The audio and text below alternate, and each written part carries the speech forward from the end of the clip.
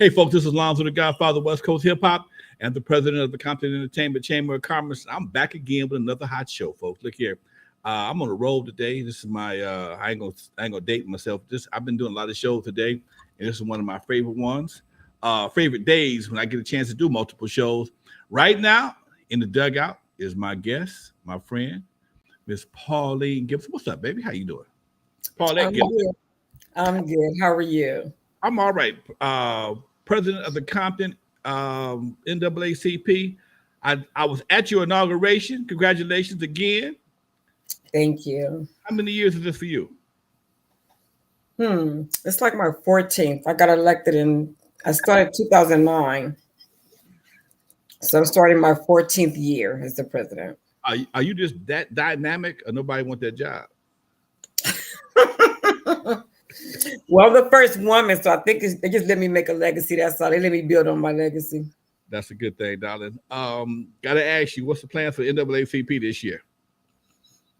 Well, my biggest plan is to activate our youth in NAACP. And one of my goals is I really want to get our youth entrepreneurship program started, because I really feel like we got to take ownership of our community. We got to, in order to really build it the way we need to, we got to own the community. We got to teach our kids how to start their own businesses.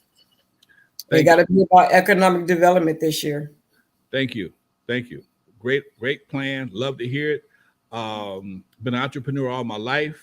My thing has always been entertainment, and ain't nothing like having a job you can't get fired from. Exactly. My last job, I was 21 years old. They fired me. It was in Compton. That's the bad. It was in Compton too. My job was in Compton, but it wasn't. It was off of Walnut. But the part of Walnut I was on was considered Compton, and they fired me. They thought I was stealing. I said, I ain't never stolen nothing in my life. I did what I do. But it was a record company, and because I paid in records pretty much, they thought and I had a new truck and no other thing. They figured I was doing something shady. I just was making the records work for me on the weekend. That's all. So yes, entrepreneurship is a good thing. Right. I say you have a whole new board. I mean, a new staff this year. Well, we have quite a few new people. The first vice, second vice, they're returning. We have a new third vice. Our secretary and treasurer returning. We have a new assistant treasurer and assistant secretary. So, I mean, and then we have our new line dancers, our seniors. So we have a lot of seniors that are joining the branch. We have, I think we only branch in the country that have their own senior line dancing group. So we have about over 40 of them that it gives us something to do. I left and I had to leave earlier. They had another appointment, and I checked on it. I said, man, they said, as soon as you left, it turned into a party. I'm like, I didn't know that. Nice. Go to NAACP meeting, end up turning into a party. That's a good thing. Other branches are telling me they were impressed. They're impressed, but I think we could also use our older people, our seniors, our seniors, to bring our young people. A lot of them have signed up their grandkids. And that's what it takes. I signed up all my grandkids. We had a goal that some of us would make our grandkids, life members of the branch. And that's our goal. I mean, if we training our young people and we raising up our grandkids, a lot of us have our grandkids with us. So why not raise them up doing what we do? We believe in it. We take our grandkids with us. So I signed up my grands. A lot of other ones signed up their grands. And that's the best way for me that I think we should develop our youth leaders. Train them and teach them ourselves. That's a good way to do it, Don. That's very smart. See, that's why they got you 14 years back to back. Okay? That's why you keep the job. They think I'm a little crazy, but it's working. You know what? They thought a lot of geniuses were crazy because they thought outside the box. Anytime you step outside the box, you're gonna be crazy to anybody who's inside the box. As simple as that. It was one thing for sure. The way we've done it, the Compton branch will be solid, whether I'm the president or not, because one of the goals that I had In order for a branch to be solid, they have to have at least 50 members. Okay. But my goal was to have 50 life members. So you're already, Compton will always be solid. And we did that. Okay. Congratulations. I'm glad to hear you did it. What's your plan for 2023? So we have three. So we're collaborating with other groups. Okay. And right now, March the 18th is our first. We have a youth empowerment symposium coming up. Okay. It's going to be at Compton College. We're going to do it 3 Saturdays. It's almost like a youth think tank. Okay. So whatever they want to do, whether start their own business or go into the law field or education field, medical field, we have doctors, lawyers, judges that are going to be speaking with them, so that after the end of the 3 months, if the kids hang in there, for the 3 months, they'll be able to shadow these individuals. The individuals will be able to invest into that young person, teach them and train them if that's what their passion is. And so that's from ages 16 to 21. This Saturday will be the first session on March the 18th. And then I believe it's April the 15th. I got to look at the flyer. And it's May, whatever that third Saturday is in May. Okay. And then, so after that, my goal for the branches, all of our youth that we can, I want to start middle school age, but we're going to be teaching them how to do their business. We adopted a curriculum from Reggie Grant, who's a former NFL player who works with a lot of NFL players now. We adopted his curriculum on how to train the young people, how to start their own business, how to market it, how to get it funded, how to make it sustain. And my goal is to teach them how to do that so that they can, just what you said, hire their family members. You don't have to worry about if a furlough can get hired. If you're hiring your own people, right? Just make it do what it do. Everybody else do that. So why don't, we do it? I think that's the way we have to go. That'll work. Glad to hear that. I was talking to, I had a guest on my show on my other podcast the other day, Judge Joe Brown. And we had a long conversation. I like Judge Joe Brown a lot. We were talking about the NAACP Image Awards. Mm-hmm. He told me something I did not know, because I was trying to figure out how sometimes the Image Awards don't fit the image of the NAACP. Okay, every once in a while, you're like, how did they get an Image Award? But I found out that it's not directly run by the NAACP. He said that a group has licensed the name NAACP, and they do the Image Awards separate from the NAACP. And I'm wondering, wow, now that makes sense. Did you know about that? Well, from our national, so there is a Hollywood Bureau. Okay. So there's a Hollywood branch, but there's separately a Hollywood Bureau. Hollywood Bureau runs the Image Awards and all of that. But some of our national board members or some of our people are on that committee with the Image Awards. But I have to tell you, a lot of the branches have the same problem that you guys are seeing and that you guys have. They got a lot of the same questions. How do some people that don't fit our image get Image Awards? And a lot of it is also voted on by the members, like anything else. They send out ballots and you get to vote on people. But again, it's a money's game in a market out there. They want to get it on TV, so they do what they do.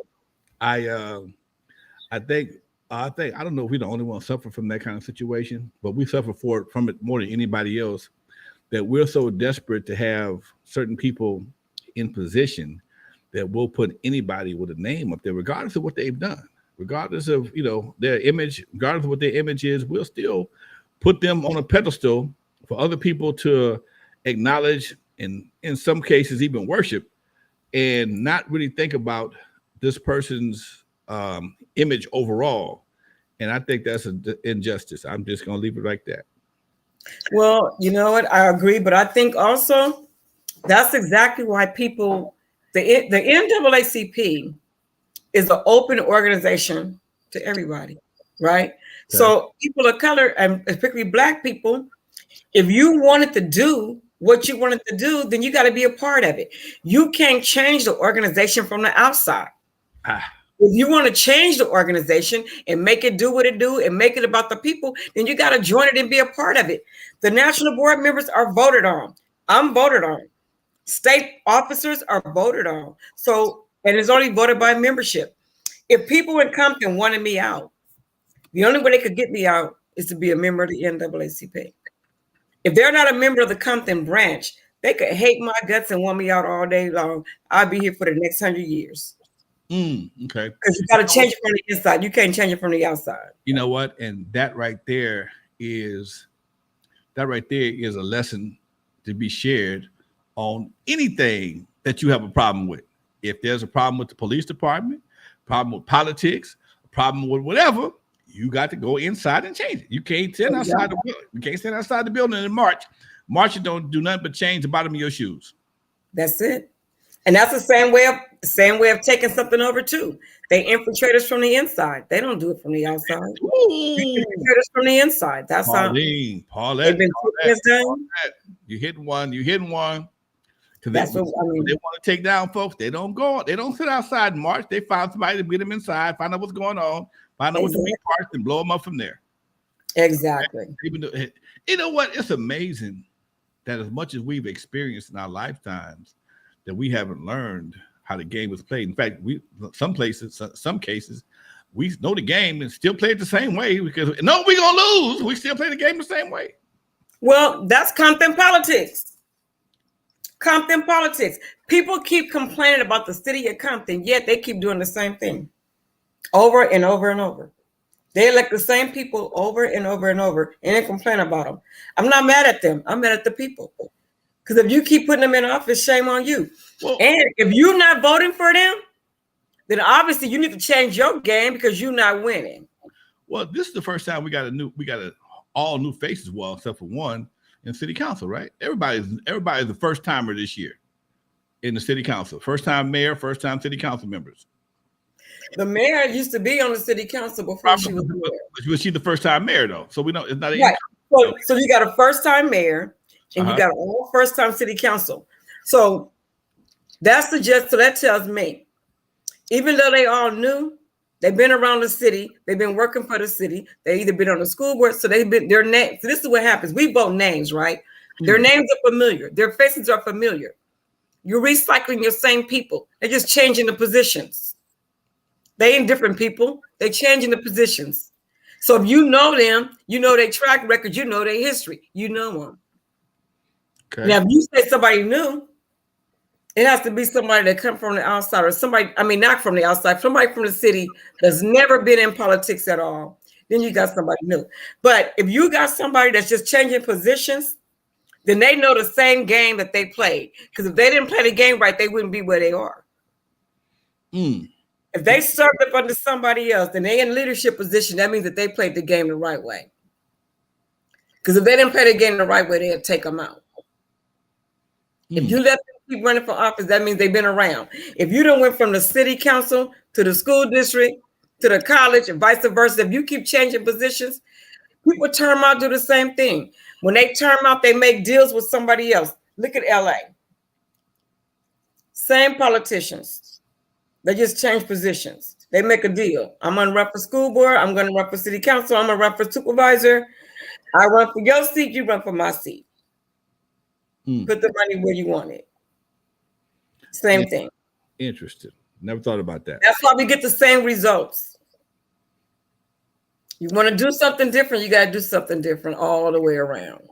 Yeah, you expect something. I'm not saying that I'm not saying they're not the best leaders. I'm not saying nothing against the leaders of Compton.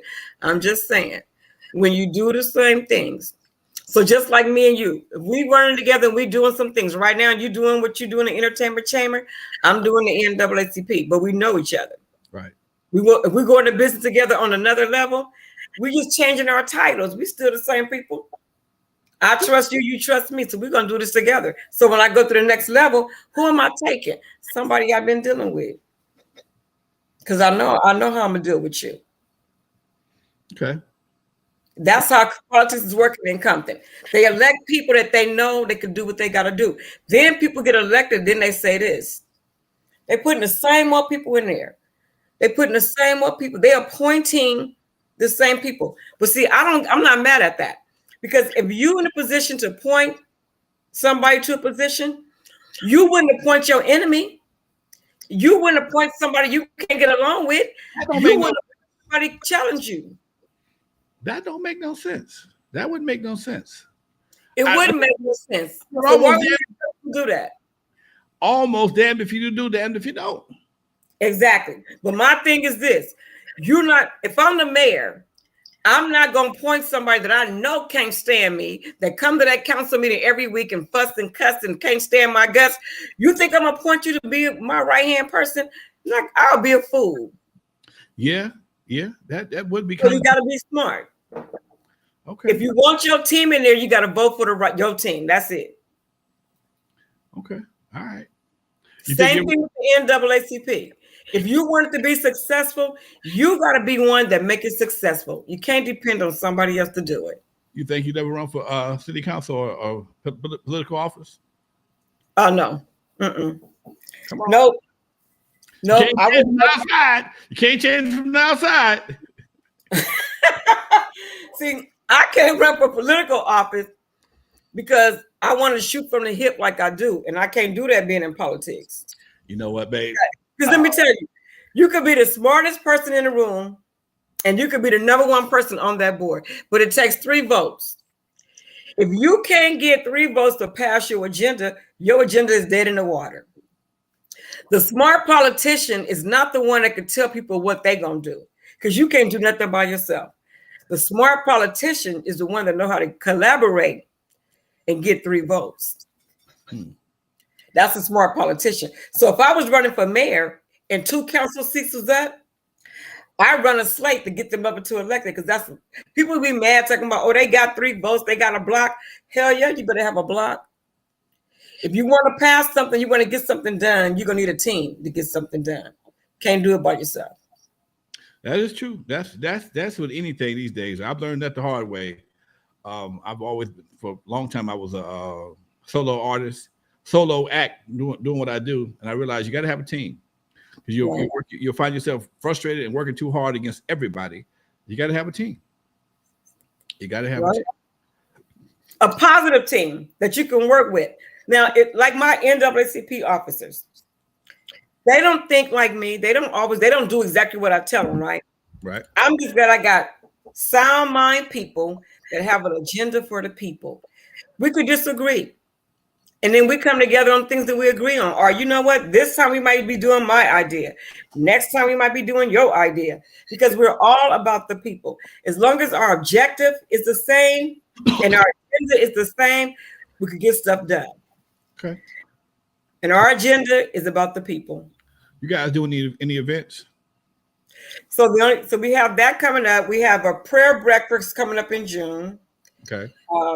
We have a black tie affair coming up in September. We're going to start back our court watch. So our court watch is where we just randomly show up at Compton Court and observe some judges. Okay. So it's like whoever's available to go with us, when we go. And that's because we just know we need to have a presence in the courtroom. Okay. We need to be there visible. So that's what we're going to be doing for the next few months. Good. Okay. All right. I like that. In fact, I just interviewed Judge Fowler on another show, and I like the way he operates. He seems to be a pretty fair person. Everybody got their opinion about everybody, but I like him personally. He seems to be a pretty... Yeah, he has an open door policy. So the good thing is whenever we go to Compton Court and we happen to stop by his court, and I've taken some young people, he always invites them to go back in his chambers. But other judges have too. Right. Other judges, when I've taken young people in there and we just say we coming to watch, and they'll always, on their break, they'll say, you guys are welcome to come sit down, ask me questions, talk to me. And, the door's been open. So that's a very good policy, because the last thing you want to see a judge is when he don't know you or sitting in front of him with a lawyer on his side in your suit trying to figure out, are you ever going home again? Right, okay. Right. That's not a good look. That's not a good look at all. Now, Pauline, go ahead. Uh-huh. Go ahead. No, I was going to say, and I called him just a week ago to ask him about coming to Compton College for the youth empowerment. Mm-hmm. He is going to be there in May speaking to them because he's out of town on this Saturday. But every time I call him, anything dealing with our young people, he's readily available and he's always tell me. You know what? I'm doing something at Compton College on June the 2nd. I'm gonna give him a call because he would be a great person to have on the panel talking about. We're doing a peace rally, but we're also talking about gun violence. And that was something he and I talked about on one of my shows about gun violence and how people think because you have on jewelry or whatever, you have the right to carry your gun. Yeah, you better not use it. Anyway, you know, I'm gonna think he would be a good person to have on that panel. I'm gonna reach out for my folks to see if that would be they have not filled up those panels yet. He would be a great person to have on that situation. My God, thank you. I interviewed this morning with a gentleman that want to talk to you, but anyway, this morning they interviewed me about how can the NAACP help with the youth and what can we bring to the table? How can we make a difference? And I think again, mentoring our seniors with our young people, it gives the seniors something to do, and it gives the young people something to do when they can interact with each other. And they can, like my 4-year-old granddaughter, love being around me and my mom. When we teach the young kids, sometimes we skip that gap between the parents and we skip that generation. Little kids are more receptive to elders. But when we start, like I take my little granddaughter to the Dollar High, she run around, give them her little grapes and play with the older people. They love it. She's built a bond with them. Now she come in, she go and give them hugs and makes their day. She like to dance with them on the floor. Okay. We need to build that bridge and make us like bonus grandparents, I guess. Put some more community, put some unity in the community. Okay. Right. That's probably been one of the things I've been big on mentorship. I'm a product of mentorship. I know what it means to have an old person take an interest in you. Okay. A senior, somebody older than you, take an interest in you to make sure that, you know, I like you, you're smart, but you can do dumb stuff too. Before you do something dumb that's going to cost you a whole lot of time, a whole bunch of money, go over here and sit down. Let me talk to you for a minute. That means the world to a lot of people. So just somebody cares. Exactly. Just know somebody cares. And I remember I had an uncle. My dad's had my aunt's husband. Him and my dad actually grew up together. He was only a couple years older than my dad, but he came to live with us, came to visit with us for a while. And he stayed with us for like a month. And I couldn't wait to get up in the morning and listen to him and my dad tell them big ass lies. Okay. They be lying. I love hearing them because they be hilarious. Okay. And it was like I found a new friend because he would come up, he'd wake up, get up, boy. Come on in the kitchen. I'm drinking some coffee. Come talk to me. And I'd get up, I ain't brush my teeth and nothing. Come sitting there in my pajamas or whatever the case may be. And he start talking and start telling me about my dad when he was a kid and stuff like that. And now you got a chance to meet your parents, hear about your parents. Somebody knew your parent before he was your parent. Okay. Right. And when he died, boy, that bugged me because he was a source of information that I never had before, you know. And to hear him and my dad go at it back and forth, oh my God, it was just like listen to Red Fox and Richard Pryor at the same time, boy, because they was both up and had me rolling. I had to run out the kitchen sometimes. They be lying so big. Oh, it was ridiculous. But again, just to have that and then to be accepted by older people. You know, when you get accepted by the grown folks, and you know they ask you questions or they want to spend time with you, you know that means a whole lot to kids too. That's true. That's true. We need to build that bond back in our community. That village need to be there. The young kids, they don't even respect older people. Like when we was coming up. Nah. You know, we wouldn't curse in front of them. We wouldn't do stuff. They don't respect the churches anymore. We got to bring back that community love. Yeah, and we do that just by showing love. I believe that. As I'm also a minister, I've been preaching a lot lately. I preached last Sunday. I'm preaching twice this coming Sunday. One of the places that I'm preaching that Sunday morning, I was just asked, I'll be preaching for the first time, is a place that's developed a ministry for ex-game bangers, drug addicts, and everything else. I believe that's what we have to reach people where they are. You know, it's like everybody's an ex something. We got to show that we're humble enough to be right there in the trenches. You can't be acting like you're better than somebody else. Not everybody's gonna come to the church. You gotta go where the people are. Everybody come to the church, baby. Not everybody comes to the church. That's true.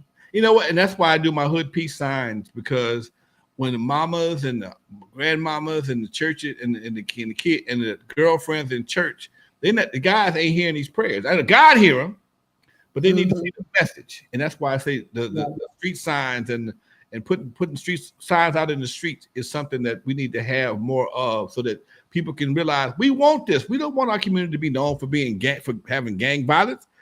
Right. I don't see as much of the old school gangsters as I used to.